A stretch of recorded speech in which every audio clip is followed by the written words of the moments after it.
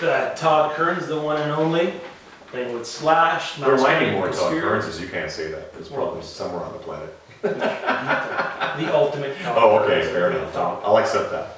of the food chain. Of Todd Kerns is, Yeah. sure. All right, so the first question is, you've been on tour for almost, or over a year now. Yeah. So how's that been?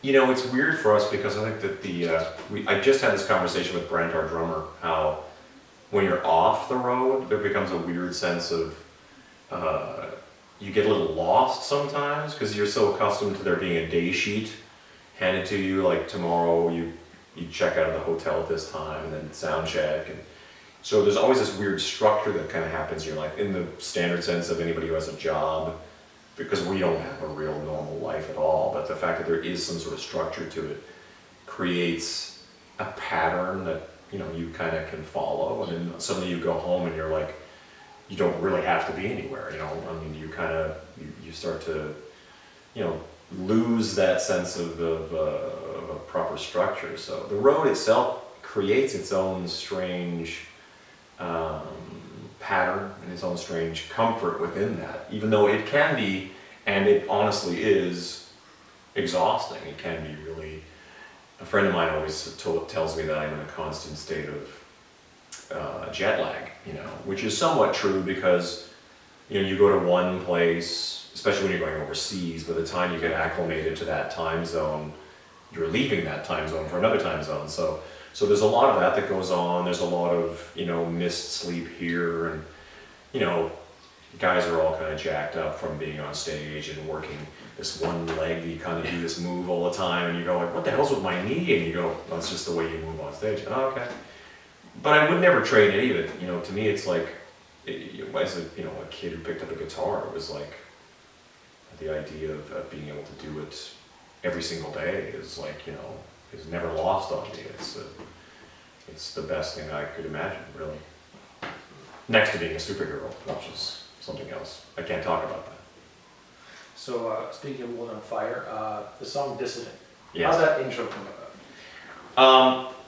Well, there's all these, I would go into singing these backup harmonies for the songs, and a lot of the time Miles was doing his alter bridge stuff, and then he'd come in, and a lot of the songs we hadn't really seen lyrics or heard what he was singing until I walked into the room and I saw the lyric sheet, and he had the working title Conscientious Objector. The song is kind of about being, you know, the idea of a conscientious objector to whichever battle or war is going on, and I just happened to have, there was always an acoustic guitar in the room with me, so I'd be sitting there playing like the old Randy Travis Folgers commercial, the best part of waking up, you know, all that kind of nonsense, just like all this stuff, and the engineer would just capture all of it and store it away in these little other file of nonsense, you know, Todd's nonsense. And one of them was just, you know, I saw the title Conscientious Objector and just started playing this silly thing. And they captured it, and they kind of sped it up so my voice is a little higher, and then they made it scratchy like an old vinyl thing. And I remember they put it at the very start of that song, and we all thought it was funny. I said, there's no way Slash is going to say yes to this, because Slash has a great sense of humor, but he also doesn't like, you know, anything to be kind of a joke. But he came in and he was like, wow, what is that? Where'd you find that? You know, same thing, like he thought it was some old scratchy 78 record they found. I was like, no, that's Todd. We did that. And he's like, we got to keep that. And I was like, well, there it is. And even to the very last day, I was just waiting at any point to be sent mixes of the record with it off, you know, but it kept showing up with the same intro and the same intro and the same intro. And I was like, and then all of a sudden, to the very day until I had the CD and I put it in, and there it is, you know. So. Any plans of doing it live? I don't know how we would do it live. It would probably be, I remember joking around about it once, like having a guitar up there, but you never know. Yeah, exactly, just kind of like a conscientious objector. You never know. I don't remember how it went anymore, actually. So how is the new album coming along? It's been really cool. It's actually like, I was saying to you earlier, how Slash has no, he is a shark, you know, like the shark it cannot stop swimming, it cannot stop feeding, it cannot stop hunting. And that's how Slash is. He's just always got something going, you know. and he really has if he's not, he has a film company as well, so there's always sort of something he's doing. Every day I've got to go to a meeting, and then I'll be at rehearsal, and then I got to go to dinner with somebody. He's always got something he's kind of working on, and I think that's just how he operates. I think it's how he works. I think it's how he really isn't all that.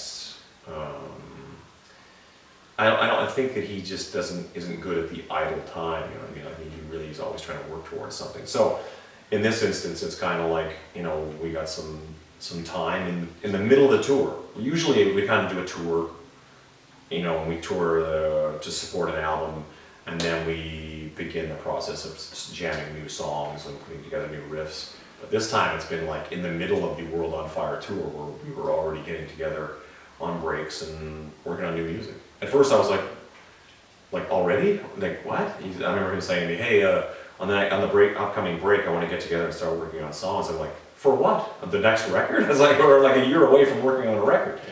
But that's just the way he was like big picture, like he's already kind of projecting, like I want to start thinking about that. I'm like, wow, it's really impressive the way he operates. So we are like, at the moment we're sitting on 7 new songs, and you know, so that's like more than halfway through your regular album. So we'll see. I have no idea how 2016 will shake down, but it's great. Have you seen on there?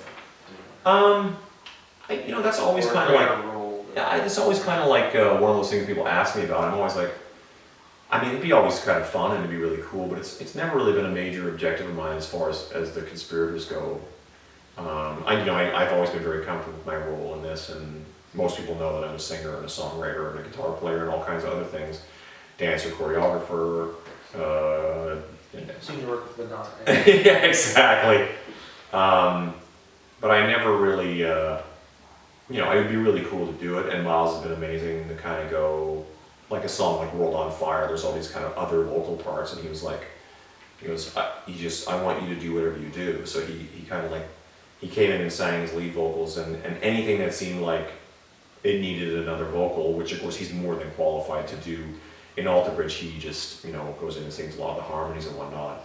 And he just sort of goes, it's all on you. He goes, I want you to do what you do. And I'm, wow, I mean, to put that kind of trust in me, it was like, with somebody as good as Miles Kennedy, or you don't want to go in there and, you know, just fake your way through it. So, you know, it really kind of brings out the best in me. And, I mean, if the opportunity ever came up to sing a song, it'd be awesome. I mean, I don't really push for it. It's just kind of one of those things where they let me sing a few songs a night, and that's always very exciting. So, you never know.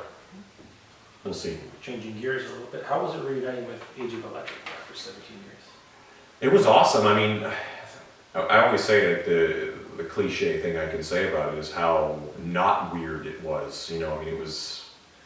You know, when you start talking about these things, it's you start talking about it in really sort of broad terms, and scheduling, and can we make this work? Is this going to work? And flights and rehearsals, and you know, and it isn't until you're actually like in the room together and there's guitars strapped on and you're actually playing music that you go, oh, this is what this is all about. All this planning and structuring and everything like, and then, but there was nothing weird as it should be, that it went from like 1998 till 2015, just like this whole chunk of time just kind of went away and went like that, you know.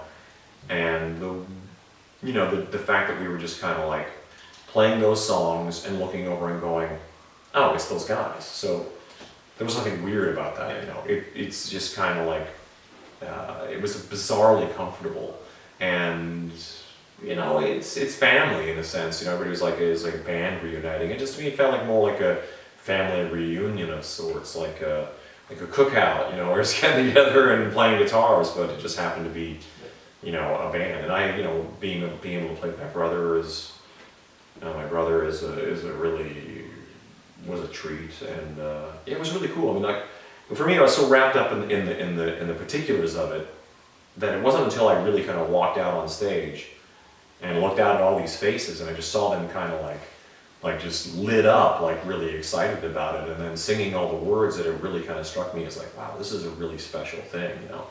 And I suppose that it wasn't that I didn't expect it to be special, just that I was so wrapped up in, you know, making sure we had transport from the airport to the thing, and then make sure we had rooms and make sure that we had all the right guitars there, and we were renting backline. You get caught up in those particulars that you don't have a real moment to be able to think about it until you're in the middle of it, you know. Now, you've written some new songs, or I don't know how good they are for Agent Electric. Any plans of making another album or EP? Or? I mean, a lot of it's been kind of like, we initially even considered releasing a song or two with this reunion show, because it was kind of like, look, we got new music, let's just do that. And for me, it was like, you know, look, when you're doing a show for the first time in 17 years, it's obviously going to be about Remote Control and Ugly and Untitled and I Don't Mind and all these songs that were kind of more like part of the catalog, you know. And Ryan was like, I'd really like to play some new songs. So I go, okay, that's cool. You know, I was kind of like, we have 3 new songs, and I was kind of like, let's play one, you know, because it's a lot to ask of an audience to sit there and go and watch these guys play a song I've never heard before. But the Age of Electric was always about that. I mean, like, even back in the day, we were like, you know, supporting an album and going like, here's a new song, you know, here's some new music you've never heard before. So I felt like there was something really, you know, it seemed like something we should do. And in retrospect, I'm glad we did. So at this point, I don't know. I mean, you know, there was talk about, well, maybe we should do a greatest hits and include a few new songs. Maybe we should do this. Maybe we should record a whole new album worth of music.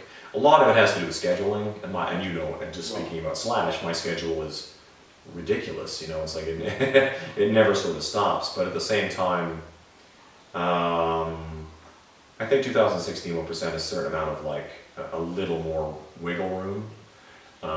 So you never know. We'll see. And what about any info on the TKO album? Oh yeah, the TKO project was really interesting because we did, every morning we'd come in with nothing and work up a song in the studio, and we would track it and record, and I'd write lyrics and we'd record it, and we would try and have it finished that day. And we did it successfully for an entire album's worth of music. And the project kind of got derailed by my solo album and then into a bunch of other things. So I'm really, really working right now really hard on trying to get that released for 2016 because of, you know, we finally have a window of opportunity with Alter Bridge and everything else that we can probably do some fun stuff like that, like having the TKO thing finally out there. I think is really, really a good time to do it. So we're just in the midst of kind of like figuring out the finer points of that. So how did the Damn It name come to be? You know, people ask that all the time. Like, people will be like, what does the Damn It thing mean? Or what does this mean and all that? And I mean, Todd, it sort of was a play on the whole idea of like the old punk rock names of Johnny Thunders, or, you know, all these kind of guys would have these Johnny Rotten and these Sid Vicious, and everybody had like a name and they attached some sort of like punk rockism in the last name. So being Todd, it was like Toddzilla or Todd this or Todd, you know, you always have some kind of fun nickname, and Todd Damn It was just one of those things that it rhymed with God Damn It, and it just became kind of a catchphrase. But it was always one of those things that was always kind of around. But when I went to Vegas, the best thing about relocating for me was the fact that, you know, you have a career, you've done an entire thing, you had a whole chapter of your life that's occurred, and then going to some place where, you know, going to Vegas, it didn't matter that Remote Control or that Make a Pest a Pet was a gold-selling record in Canada. To them, I was just some brand new face, you know. So for whatever reason, the name Todd Damn It just started to kind of hang around, and it kind of got out there a bit, and I think I started introducing myself on stage as that, and it was just kind of like for the fun of it, you know what I mean? And then it just became a thing. It's just funny how that just grows and grows. And then when I was in Slash's band, Slash started calling me that, and the bass player in my band, the old band Sin City Sinners, made a t-shirt. It was just like, said Damn It on it. It was a very simple, at the mall kind of thing, you know. Went to the mall and wrote Damn It on it. And I wore it on this DVD we made for, it's called Made in Stoke. We shot it in Stoke-on-Trent in England.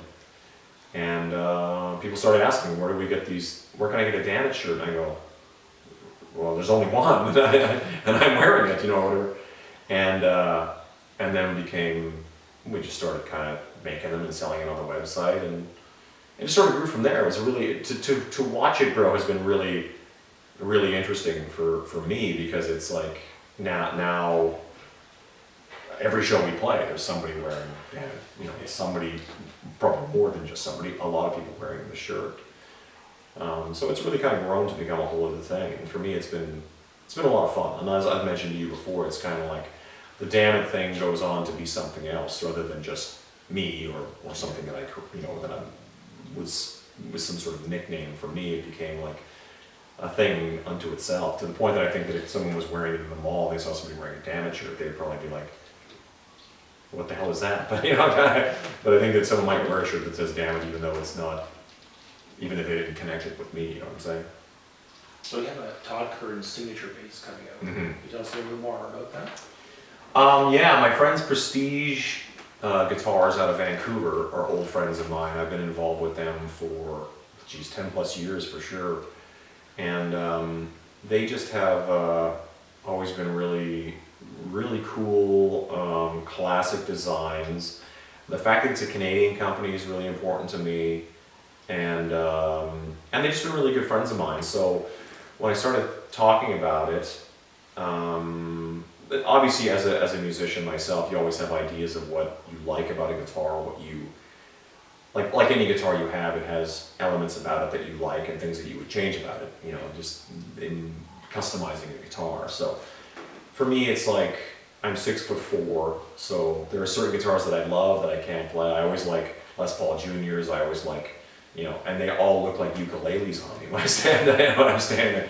So I've kind of gravitated more to like longer scale instruments, bigger bodies. So we're calling it the Anti-Star, and it's going to be, for me, I'm a live musician. My life is spent on stage, and there are elements about it that I've had, like most of my guitars now, I have wired down to one volume knob on stage. So even if I've got multiple controls, I have a master volume. So I worked it so the Anti-Star will have a master volume, a kill switch, which is important for me on stage. When I would play guitar or Les Paul, I would always have my neck pickup turned down so I could turn myself off and on between, because even in the course of a song, you'll be like quiet, you know what I mean? And I'm very sort of aware of that, like, so it's just not like, guys just stop playing and it just makes a bunch of racket. So for me, it's all about the sort of, it's a pseudo-professionalism idea of like being able to control your own levels and stuff like that on stage. And that's something that you don't really think about until you're on stage as much as we are. So I keep it down to like one master volume, a kill switch, and that's mostly what the kind of things that I've implemented, other than a shape that we've kind of designed that's pretty original. And it's most of what it looks like is something that I dig it a lot, actually. It's a lot of the elements of different guitars that that you like, and you can try and boil it down to one guitar. So what kind of venues do you like to play? Like, do you like to play the club venue, theaters, like last night, Mm-hmm. or in stadiums, or festival? Honestly, I don't really have a preference. It's a weird thing to say, and it sounds like a really kind of, I don't know, like a safe answer, but it's true. I really just enjoy playing live so much that to me it's, obviously there's elements about playing in a festival setting where you look out in the audience and it just seems endless. It's like, that's so fantastical in a way that you can't quite wrap your head around the fact that you're there. It's kind of like, how did this, what turn of events brought me here? But at the same time, then I'll play like a sweaty little, place with terrible monitors and just be like, this is a blast, you know what I mean? So I love that kind of thing. I like the kind of punk rock, one-on-one, people are right there and you're kind of all in this thing together, some little club, and then again, it's like, theaters are interesting because it's a lot more sonically, building that's been built for this, for live music. And then And then the hockey arena is, you know, as a kid, you know, went to so many concerts in a hockey arena that to play in them always seems like this is such a weird, you know, I was that guy right there standing there. But I've been lucky enough to have gone to like to play several venues where I saw concerts, you know. We did a Canadian run, we played in Saskatoon and played I don't know what it's called now, I think it's something else, but it was called the Centennial Auditorium when I was a kid. And I saw so many shows there, and we played there, like all my first shows, like as a kid, you know, and to play there and think to myself, I sat right there and watched this, and sat over there and watched that, you know, and I thought, this is a bizarre, you know, turn of events to be standing up here. But is there a favorite venue you have in Canada to play? It's a hard one too. People always ask, what's your favorite place to play? And I mean, most of it's, again, seems really PC to say, but I think I enjoy playing music so much that it's really hard to kind of narrow it down. I mean, there's some countries and stuff like that are really, you know, like it's always amazing playing places like South America because the audience is so loud and so exuberant, but at the same time, you know, we're in the very fortunate position to be standing there looking out at these faces who are really enjoying the night and enjoying the show. And to me, it's an absolute pleasure to play anywhere, or the fact that anybody even showed up. So, besides playing music, what do you like to do? You know, I'm such a music addict that most of my activities, you know, kind of seem to kind of fall around that. I'm, you know, a bit of a pop culture junkie and love comic books and movies and all that kind of stuff. But most of the things, you know, I'm a big reader and stuff like that. But most of it's just music and all the things that sort of stem from it. You know what I mean? Like I love to write. I tend to write these blogs that have no, you know, real purpose other than just to kind of like, but I find it really satisfying from a creative standpoint. You know, like to be able to just write, you know, and kind of feel the exorcism of all these thoughts in your brain and just put them down on, well, not on paper, but in the digital form thereof. So I mean, most of my time is spent trying to do something creative. You know, there was a time where I was really trying to force myself to write a lot more and write, you know, whether it was some sort of script type ideas or anything like that. And it was really cool. But I started to believe that I would rather be sort of good at something than sort of okay at a bunch of things. So I started to kind of redirect a lot of that energy into like basically playing music, you know. So I think that, you know, that way hopefully you become particularly good at this and you can worry about this other stuff later. But there's always time. I mean, I'm always inspired by the fact that someone like J.K. Rowling didn't start writing a book until she was in her 40s, you know what I mean? And then just happened to write these Harry Potter books that, you know, they did okay. Yeah. So I'm always like, hey, you're never too late to do anything. You know, you can start, you know, so that kind of stuff is something I writing a book or something like that. You never know. Who knows? I mean, that's the fun part about life is, you know, it's always something new you can do. I don't really play sports or anything like that, but you never know. I might find something and go like, hey, I really dig this and get into it. Probably should have done that when I was 20, but. So what would be in your iPod? I guess then, what's your favorite band or music? Well, there's always a lot of Kiss and the Ramones and Guns N' Roses, and I mean, I'm kind of like of this, you know, creature of things like the New York Dolls and Cheap Trick, and I mean, we always like-minded friends. We always sort of like seem to gravitate to the same kinds of music. But I think that, you know, the kind of music that we were into, and I think that what the kind of music that I'm into still, high energy, rock and roll, you know, but at the same time, we all have our guilty pleasures and we have extremes on either side of it. But I think that I kind of like most of my friends, it's sort of like an ability to like the Ramones and the Pistols and the Stooges and the New York Dolls and the MC5, and then you kind of, you know, move into things like Kiss, and where there was a time where you couldn't like punk rock and like Kiss. No, but a lot of us kids who grew up, we didn't know the difference. You know, we just kind of like all these like ingredients that we just put into a big thing and stirred together, and that became us. You know, it's like, so you can have long hair and like punk rock music, or you can have a mohawk and like heavy metal. You know what I mean? It's like, to me, it was like, so you'll find some pretty crazy things on my iPod. A lot of things people will be like, what is this? And the cool thing about being Canadian is there's so much music that they would consider super obscure in any other territory. But in Canada, the things that we consider classic, you know, sometimes don't translate. So I'm kind of glad, because being in Canada was awesome, because we had music coming at us from England, from America, from everywhere, you know what I mean? It sort of came to us. So, and then the Canadian music, some of it went out, you know what I mean? Like some of it people are aware of. So, but we also had that. So we had all the Canadian music that we grew up with, and we had all this other stuff. And it makes for a very interesting little hodgepodge of influences, you know?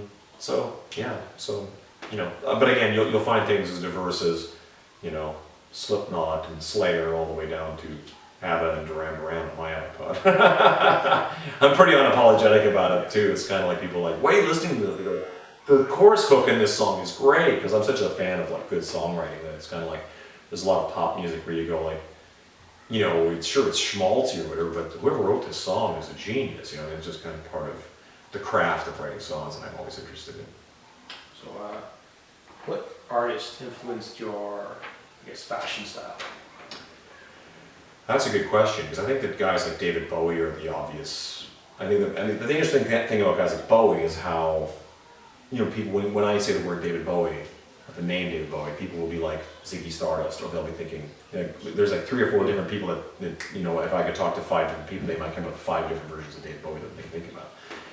I think that's kind of but I think it all goes back to the same thing, like bands like the Ramones. You know, there's an image of what the Ramones are that is synonymous with the music. You know, that you looked at them, and they always kind of looked like that. Even as members were coming and going, they always looked the same, and they always had the music.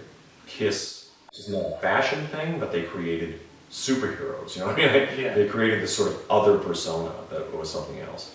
But I think the fashion thing is a very difficult thing, because for me it's like, it goes with the same thing of like how long your hair is, or how it's cut, or how that's going to be. And these things, they sort of, from year to year to year, I was always I tried to be relatively unaffected by change, you know, and just sort of figure out who you are and do what you do, and do what you like. Trends that you wish you hadn't followed?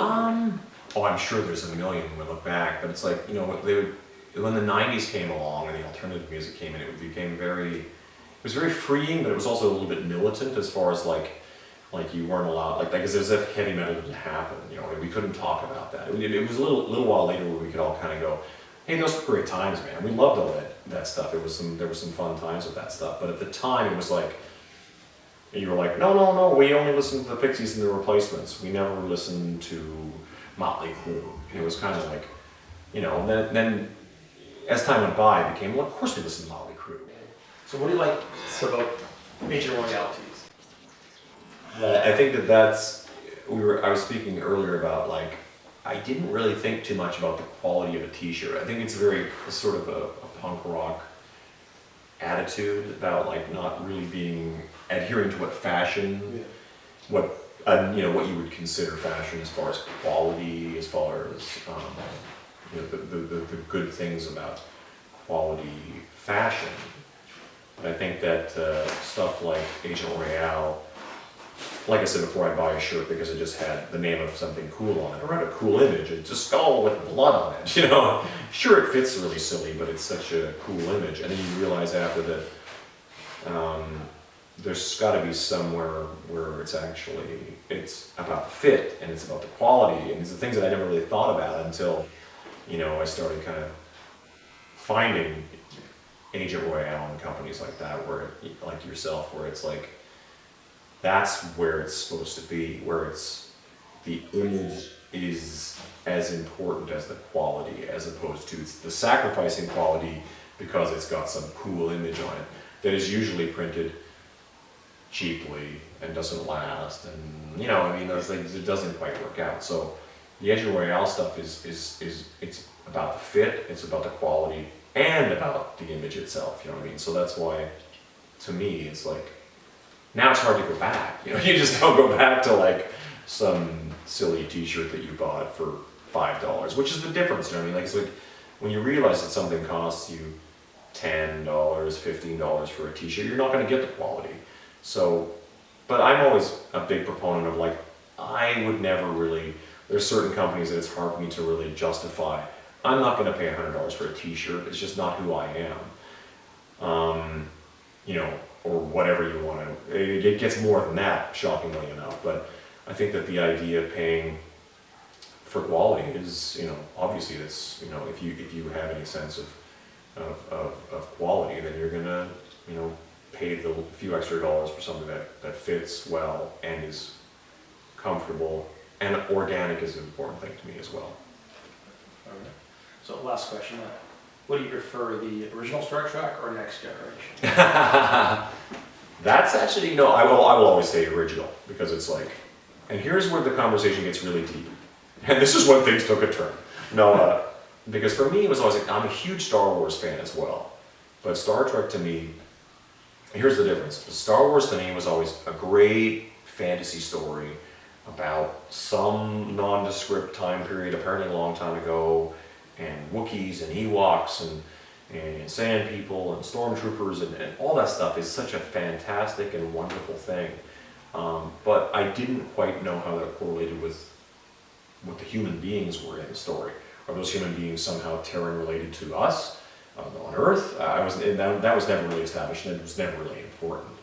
But I think as a little boy, Star Trek really spoke to me because it was human beings from planet Earth, James Kirk's from Iowa or something like that, and it's the 23rd century, and at the time you got to take into account that there's an Asian guy and a black girl and a Russian guy, especially when the Russians and Americans weren't even seeing eye to eye, and they're all on this ship together, and they're all officers, and they all work together, and they all seem to be able to make this work, and they're off on an adventure together. So to me, it kind of really played into my own imagination that this isn't just about fantasy type stuff, which of course it is, but more about the idea of what could be, you know. So and then you get into the Next Generation, where it's the 24th century, where you even have the idea of like, well, now the Klingons are even on the bridge of that ship.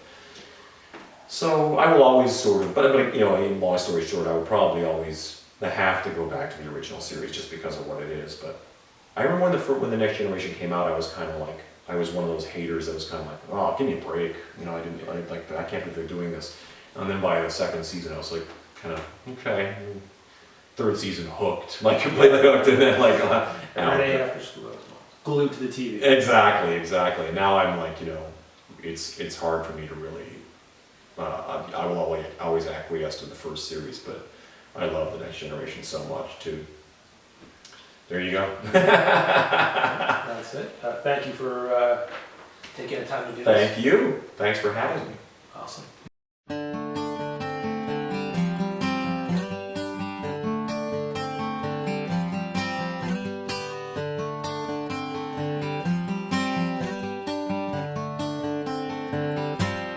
Daddy's girl, Mama's boy, drunk on the joy of shame and in the shame of joy. Mother's milk, baby's breath, hungry anime eyes that fill me with regret. I do the things I shouldn't do, say the things I shouldn't say.